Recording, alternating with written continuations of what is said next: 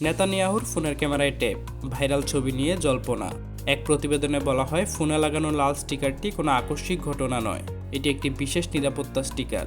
ক্যামেরার উপর এমনভাবে এটি লাগানো হয় যাতে ইচ্ছাকৃত বা অনিচ্ছাকৃতভাবে কোনো গোপন বা স্পর্শকাতর তথ্যের ছবি তোলা সম্ভব না হয়।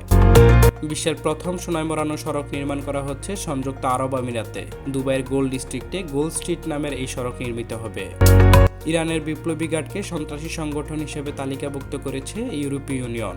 ইরানের শান্তিপূর্ণ বিক্ষোভ দমন ও রাশিয়াকে ড্রোন সরবরাহ করে ইউক্রেন যুদ্ধে সহযোগিতার দায়ে ইরানের আইআরজিসিকে এমন আখ্যা দেন ইইউ। আফগানিস্তানে বর্ণ ও দাস প্রথাকে আইনি স্বীকৃতি, আলেমরা অপরাধ করলে দায় মুক্তি, ফলে প্রকাশ্যে রাস্তাঘাট ও বাজারে কৃতদাস নিয়ে চলাচলের অনুমতি মিলবে। স্পেনে 5 লাখ অবৈধ অভিবাসীকে বৈধ হওয়ার সুযোগ দিচ্ছে দেশটির সরকার। এই সুযোগ পাওয়ার জন্য আবেদনকারীদের একটি নির্দিষ্ট শর্ত পূরণ করতে হবে।